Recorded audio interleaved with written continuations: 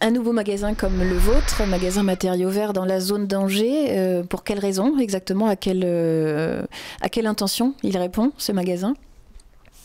Une question de proximité.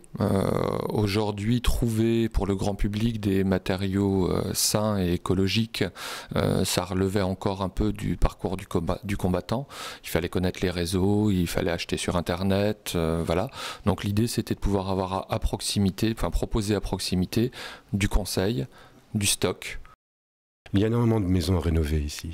Il y a une population assez jeune, une population de 30-45 ans qui ont envie soit de construire leur propre maison, les autoconstructeurs, soit envie de rénover des maisons qu'il y a, et justement qui sont sensibilisés aux produits sains. Donc il y a un besoin d'avoir une proximité en termes d'offres, en termes de conseils et d'accompagnement.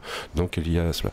Et j'allais dire aussi, j'ai envie de rajouter aussi qu'il y a un réseau d'artisans locaux, qui sont les artisans qui eux-mêmes commencent déjà à être sensibilisés et qui ont envie et qui ont besoin aussi d'avoir de la proximité en termes de fournitures. Est-ce que vous avez la possibilité, vous, de favoriser aussi des matériaux locaux? Est-ce que c'est possible, ça, actuellement?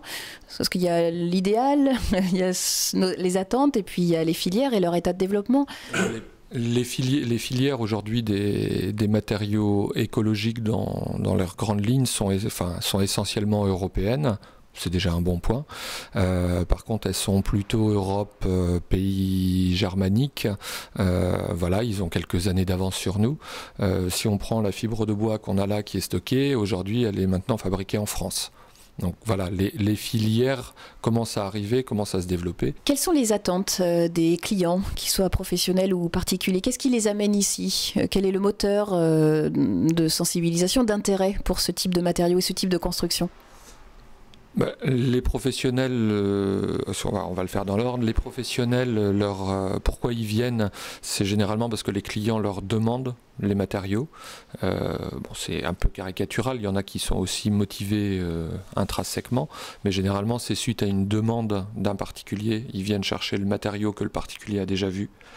Ça renvoie sur la place du consommateur dans ces univers-là. Voilà, le consommateur est souvent prescripteur. Voilà.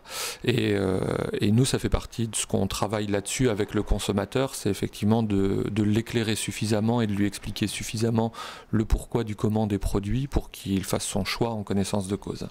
Vous avez aussi des gens qui sont sensibilisés à l'inquiétude environnementale. Donc santé et environnement. Ouais, santé et environnement. Je veux dire, l'amiante a fait des dégâts, je veux dire positivement, je veux dire en termes de... Dans les consciences. Voilà, dans les consciences. L'amiante et d'autres choses, d'autres produits que nous ne vendons pas ici, mais qui isolent pourtant aussi.